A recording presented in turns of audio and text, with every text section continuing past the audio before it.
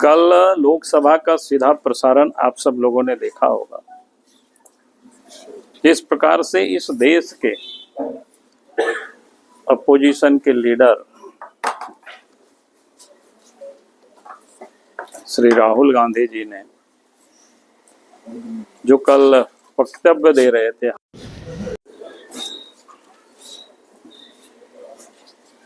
लग रहा था कि उनको हाउस और सड़क में कोई अंतर उनको कुछ समझ में नहीं आ रहा था। और इसका दो कारण हो सकता है। एक तो उनकी नादानी भी हो सकता है, लेकिन मैं ऐसा नहीं मानता हूं, क्योंकि हाउस में पहली बार रहते तो हम समझते हैं कि वो नादानी होगा। 2004 से लगातार वो हाउस में रहे हैं, तो निश्चित रूप से हाउस की संचालन को और हाउस के गतिविधियों से अच्छी तरह से वो वाकिफ है, जानकार भी है। क्योंकि बहुत कुछ आदमी बता के नहीं बल्कि देख करके लोग सीखते हैं। क्योंकि उस सदन में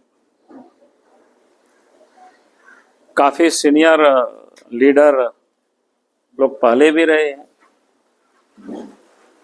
जो संसदीय जीवन का एक लंबा अनुभव रहा है। देश ही नहीं बल्कि दुनिया भी उन लोगों की बातों को सुनते रहे हैं। उन सारे लोगों के साथ वो सदन में रह चुके हैं, तो लोगों को देखे भी होंगे अच्छी तरह से। चाहे जॉर्ज फर्नांडिस हो, प्रणब मुखर्जी हो, या लाल कृष्ण आडवाणी जी हो, अटल बिहारी वाजपेयी जी हो, ऐसे उन्होंने कई लोगों को देखते आया है। हाउस में किस प्रकार से आचरण होता है, कैसे होता है, ये सारी चीजों को देखे ही होंगे। लेकिन उसके बाद भी कल जिस प्रकार से उन्होंने हाउस में आचरण किया है,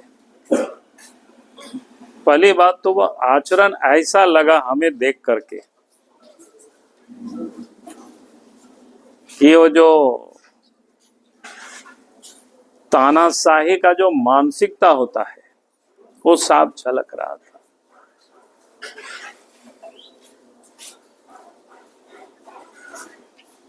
यानी वो यानी ऐसा लग रहा था कि उनको कि देश के प्रधानमंत्री नरेंद्र मोदी जी तीसरे दफा लगातार उन्होंने दो कार्यकाल को पूरा करके और उन्हें प्रधानमंत्री का ओथ लिया, लिखता है उसको पचा नहीं पा रहे। इस कारण से वो दर्द साफ कल झलक रहा था। और इसलिए आप सबने देखा होगा कल लोकसभा के अध्यक्ष की ओर भी पीठ करके, जैसा लगता है ना सड़क में लोग भाषण देते हैं, कभी इधर कभी उधर, तो ये साफ दिखता था। ये उनकी जो तानाशाही जो प्रवृत्ति लोगों की होती है वो साफ कल सदन में दिख रहा था। और इसके बाद सदन में भी उन्होंने कई एक ऐसे झूठे बातों को उन्होंने रखने की कोशिश की। हालांकि सदन में मंत्रीगण ने उठ करके वहीं पर लोगों ने प्रत्युत्तर भी दिया, तो ये लग रहा था कि भाई इस देश के अपोजिशन के लीडर को तो हर बात की जानकारी होनी चाहिए थी, क्योंकि संवैधानिक पद पर बैठे हुए व्यक्ति तो संबंधित विभाग से भी लोगों से वो जानकारी वो ले सकता था। जी की तस्वीर नहीं दिखा रहे थे, दिखा रहे थे कि नालंदा का उस खंडहर, कि भारत की उस विरासत क्या था वो दिखा रहे थे, जिसको अभी कुछ दिन पहले देश के प्रधानमंत्री बनने के बाद आकर के नए सिरे से उसका उद्घाटन किया है। तो हम वो भारतवासी थे, और इसलिए आज कांग्रेस को बड़ी परेशानी हो रहा है, दर्द हो रहा है। राहुल गांधी को लगता है कि उनको लग रहा था कि भारत में जो लगातार तीसरे बार मुख्य प्रधानमंत्री बनने का नेहरू के बाद किसी का नाम नहीं आवे, उसकी जितना परपंच करना था किया। लेकिन वो नहीं कर पाए। देश की जनता ने एनडीए गठबंधन को प्रचंड बहुमत दिया। देश के प्रधानमंत्री नरेंद्र मोदी जी तीसरा दफे देश के प्रधानमंत्री बने। तो आज वो सारे बौखलाए हुए हैं, दिख रहा है सब।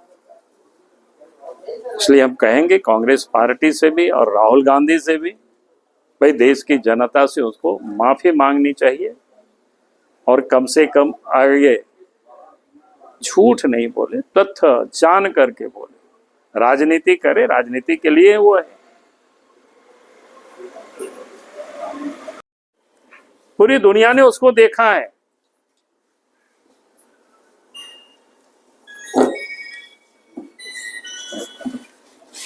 हिंदू ही एक ऐसा जाति है संसार में किसी के ऊपर कोई आक्रमण नहीं किया, किसी के ऊपर कोई हमला नहीं किया है,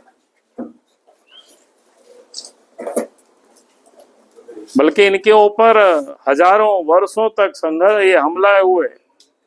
इसको समाप्त करने की कई षड्यंत्र हुए, लेकिन आज भी जीवित है। आज दुनिया उस हिंदू और उस हिंदुत्व को जानने और सीखने के लिए भारतवर्ष के लोग यात्रा कर रहे हैं।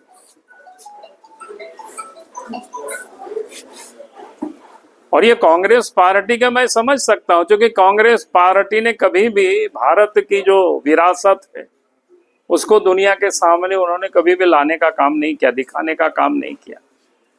मानो उनको ऐसा लग रहा था कि भारतवर्ष 1947 में ही बना है। ऐसा नहीं है। भारत की विरासत आज से नहीं, हजारों लाखों वर्ष पुरानी है। आज उस पर रिसर्च हो रहा है कि भाई कब से यहाँ वेद कब ऋचा उसकी लिखी गई। अब यहाँ रिसर्च हो रहा है कि भाई राम के जन्म काल कब रहा है।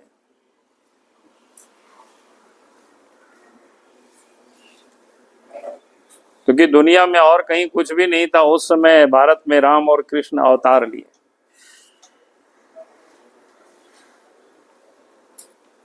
शंकर की वो सारे, सरस्वती की,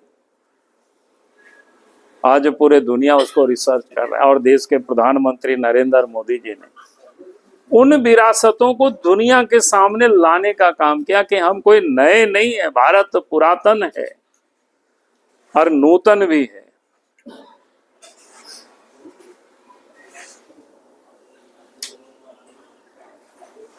क्योंकि भारत जब विकसित था, सोने की चिड़िया कहा जाता था, और उसी को लूटने के लिए भारतवर्ष में विदेशी आक्रांता आए थे, चाहे मुगल हो, चाहे अंग्रेज हो, चाहे और कोई हो। क्योंकि भारत की जो ख्याति है दुनिया भर में प्रचलित थी। यहाँ घर में ही नहीं, माँ बहनों के गले में ही नहीं, बल्कि यहाँ मंदिरों में भी स्वर्ण जड़े रहते थे। तभी तो मुगलों आकर के या विदेशी आक्रांता आकर के उस मंदिरों को तोड़ा गया, उससे जेवर बाकी सब ले गया दुनिया से। तो हमारा जो समृद्धशाली विरासत था, कांग्रेस पार्टी ने उसको, हिंदू तो कभी भी हिंसक हो ही नहीं सकता है।